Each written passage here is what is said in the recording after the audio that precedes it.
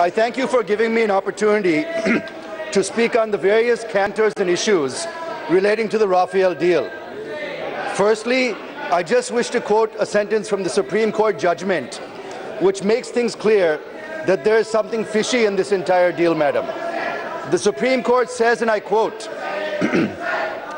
"The pricing details have, however, been shared with the CAG, and the report of the CAG has been examined by the PAC. Only a redacted portion of the report was placed before the Parliament and is in public domain." Unquote. Madam, the Honourable Minister for Defence has the bounden duty to explain to this House as to when the report of the CAG was examined by the PAC. The chairman of the PAC is on record saying that the PAC has never examined the CAG report on Rafale.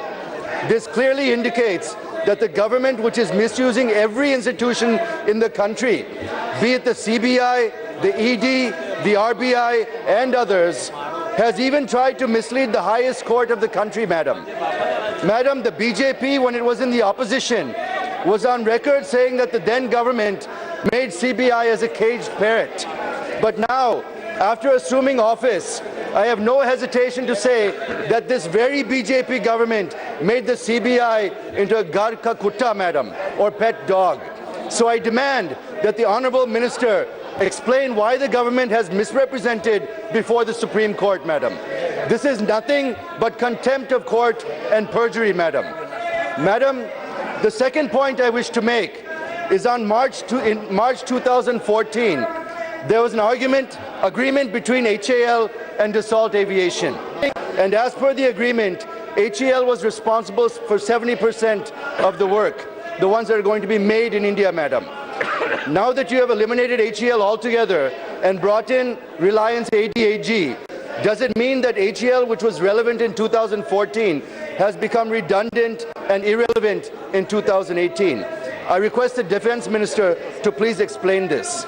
I am saying this because the former Chief of HAL, Mr. Suvarna Raju, is on record saying that HAL has every capability to do it, madam. But instead you have given it to Reliance. Why, madam? Mr. Suvarna Raju also questioned the government. Why is it hesitating to put the files in the public domain? I would like the Minister to respond on this also, madam. In fact, I would like to mention here that the Defence Minister, Srimati Nirmala Sitharaman, has not hesitated in defaming one of the Navaratna public sector companies, madam, in the defence of not the country, but in defence of her leader, madam. The third point, there's an audio clip which has gone viral in the social media. The audio clip contains the voice of Mr. Vishwajit Rane, Health Minister of Goa, saying that the CM of Goa, who was the former Defence Minister, saying that all files relating to Rafale are in his bedroom, madam. I question this, madam. How the files of a sensitive, confidential, secret, classified, and relating to national security are lying in the bedroom of the present Goa Chief Minister, madam. I would like a categorical reply on this from the Defence Minister, madam. The fourth point, madam, the government is on record saying on the 18th of November 2016 that the cost of each Rafale aircraft is approximately 670 crores. And if you calculate the total for 36 aircraft, it should come to 24,000 crores, madam. The government is also on record saying that the aircraft would be delivered by April 2022, madam. But if one looks at the annual report of Dassault Aviation, it clearly says that the actual price to be paid for 36 aircraft is about 60,000 crores, madam. It is nearly 2.5 times what the government states in Parliament.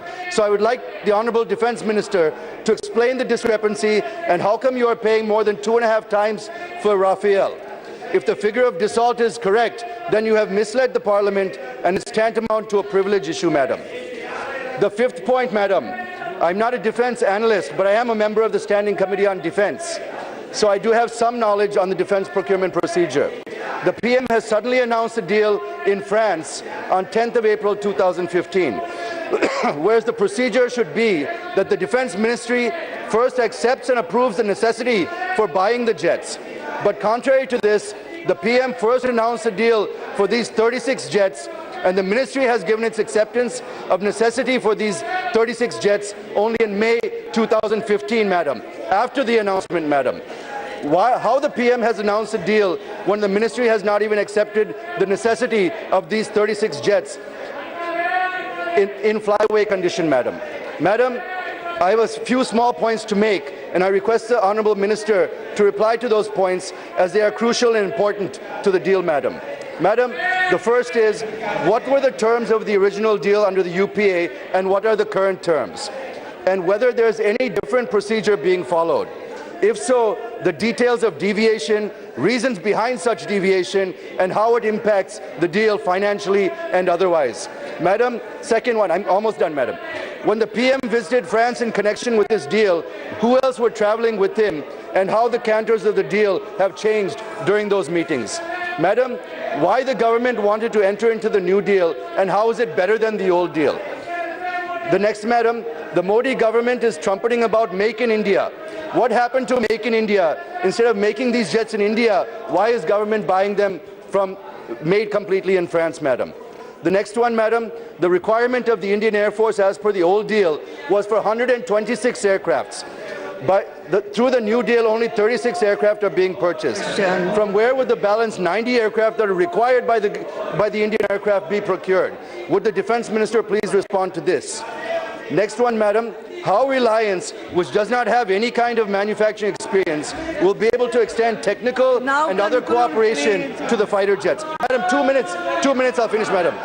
In fact, the group of companies of Mr. Anil Ambani is riddled with debts amounting to more than 1 lakh crores, out of which the company which is involved in the defense has a debt around 38,000 crores, madam. I'm just concluding, madam.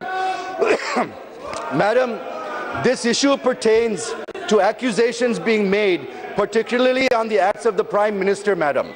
It is very unfortunate that the Prime Minister is not responding directly. Even more unfortunate is that the Prime Minister doesn't even bother to be present for the discussion, madam. I spoke for 1 hour during the no confidence motion regarding issues of special category status and other rights of AP in detail, but the Prime Minister didn't bother to respond to any one of the issues, madam. It leads me to conclude that this Prime Minister has no respect for Parliament, no respect for democratic institutions, or for due process of law, madam. I hereby submit that a joint select committee be formed without any delay so that the role of the Prime Minister and the government is inquired in order to find out the truth of the matter, madam. Madam, these are some of the issues I wish to place before the Honourable Minister for her reply. We want concrete answers on all of these, madam. Thank you, madam.